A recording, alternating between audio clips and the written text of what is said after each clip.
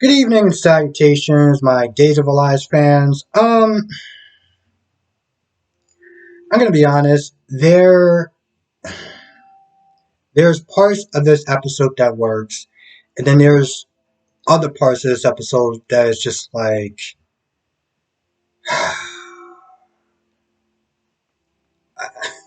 I feel like at this point that this whole devil storyline has ran its course, and it's gotten to a point where Ben is there asking Susan for help as far as tracking her, but she can't do it.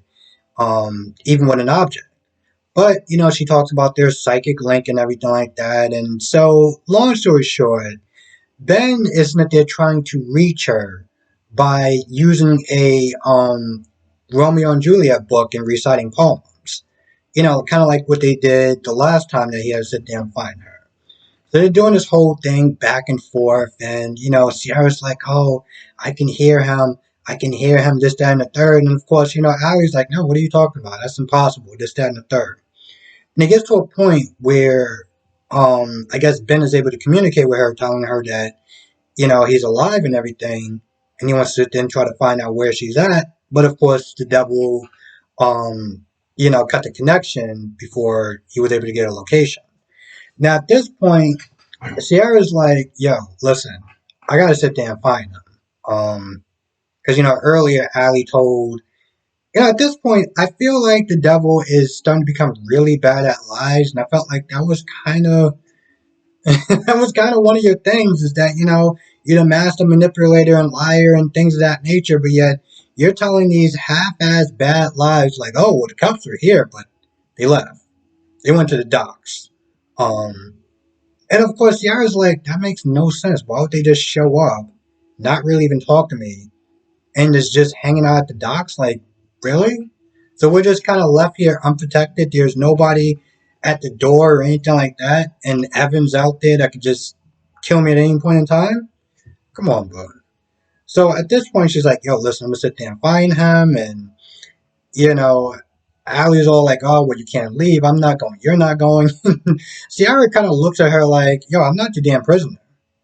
So I'm walking out this door and I'm gonna sit there and find her."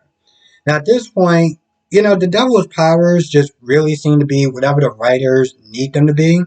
Because the minute that she gets to the door, her water breaks. And I feel like that's because of the devil.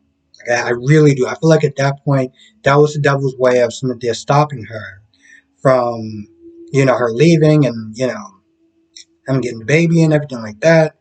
So it's just one of those things where it's like, we've been doing this devil storyline even before October. I've lost track. And I know a lot of people didn't like it. I I enjoyed it because I didn't sit there and watch it the first time around. But now we're getting to the point where we're doing this whole Romeo and Juliet psychic link stuff, and it's just like really, like really. But at some point Johnny gets there. Johnny comes from the hospital. He wants to find out what's going on with Ciara and Allie and everything like that. And Susan has a good idea. Susan's like, "Yo, listen, we're going to try to use your psychic link to your sister to sit there and try to find them." And I thought that was a really smart idea because, they're twins. If anyone's going to have a really strong connection psychically, it's going to be those two. Um, now, of course, Johnny was sitting there talking to Chanel, which, honestly, to tell you the truth, she was literally in there for like under 5 minutes. But, isn't it talking about Allie and everything like that? And Paulina runs into them, and Paulina's like, "Oh, get away from my daughter. You're sitting there manhandling her, this, that, and the third." I'm like, really?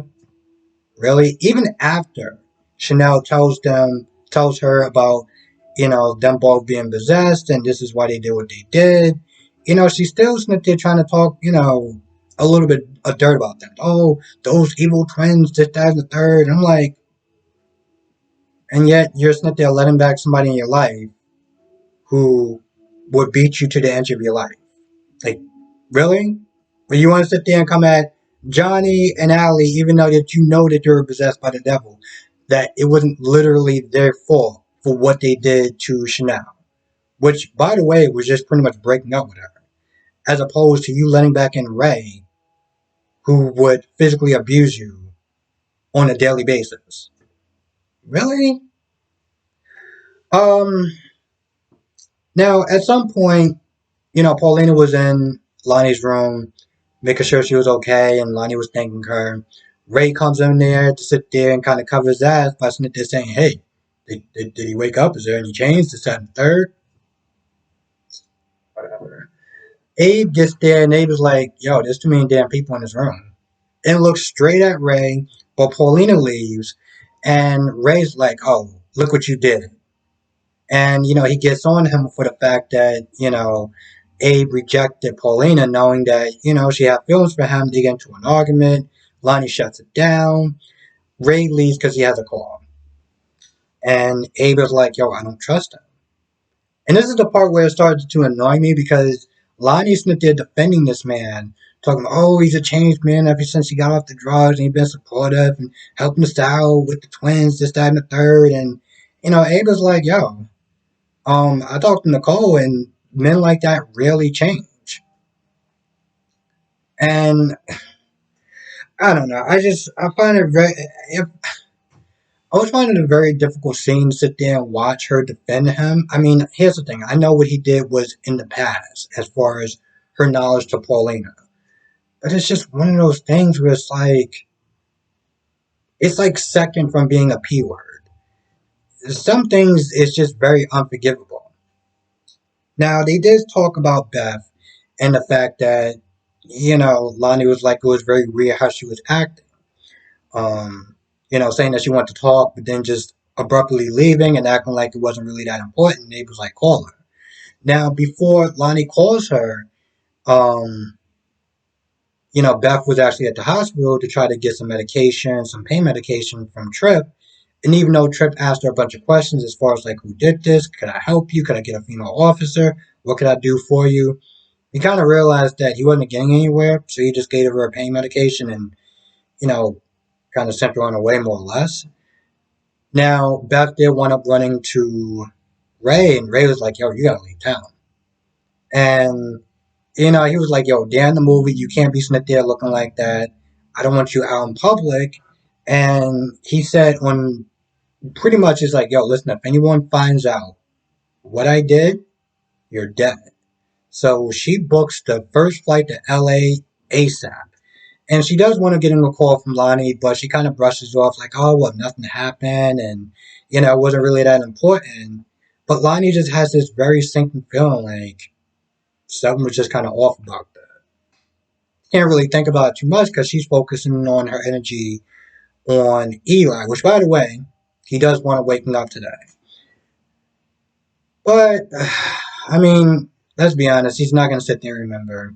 Between one, the brain injury, and two, plot, he's not going to remember into much further down the line. I mean, Ray got to get that money.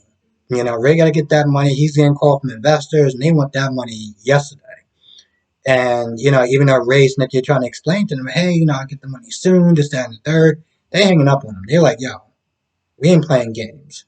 And, of course, he runs into Paulina, and Paulina was like, yo, didn't I just sit there and see Beth? Like, what was that about? And Ray's like, oh, she's dropping out of the movie. Now, Ray does sit there and say he has something to talk to her about, and I'm just like, I know he's trying to do this whole fast tracking to marriage, but I'm like, bro, she barely trusted you to even go on a date with you, and yet she is somehow going to marry you. Where are you getting this money to sit there and pay these investors? Because I'm still wondering about that. I gotta get some more water, but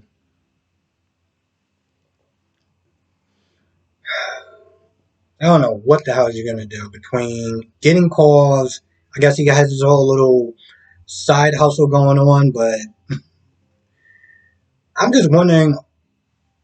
I'll just let it play out. I'm just wondering how fast you're gonna sit there because he has to sit there and get his hands on Paulina's money. But in order to do that, he has to marry her. Right now, this woman doesn't even trust him to go on a date with him. So I'm just curious about that whole thing. I feel like that's about it. I really do. like I said, this episode was good for the most part. The Ray, the Lonnie stuff, the Paulina stuff, all that stuff was great. You know, Eli waking up, that stuff was great. This whole devil storyline, you know, it's weird because here's the thing: I love supernatural stuff. I mean, I can go through a list of supernatural shows that I love watching, and I mean, granted, I used to watch Port Charles, so you know, it definitely has a place in it. You know, but I feel like, especially when it got to the whole Shakespeare stuff, and it was just like, what am I watching now? You know, and Ben and Sierra's psychic link, like, I'm not. Here's the thing: I'm not even there saying it's not possible. But I just feel like there's a stronger psychic link between Allie and Johnny because they're biologically twins. Um, I don't know. I'm kind of ready for it to wrap up at this point. I'm not angry about it, but it's just like, all right, this is kind of it's kind of reached its I mean, ran its course at this point. I mean, it's ran its course for a lot of people a long time ago, around December, but whatever. Um. Anyway, with that being said, I'm gonna go. I want to thank you for watching. Be safe. Let me know what your thoughts are in the comment section below, and I'll see you in the next video.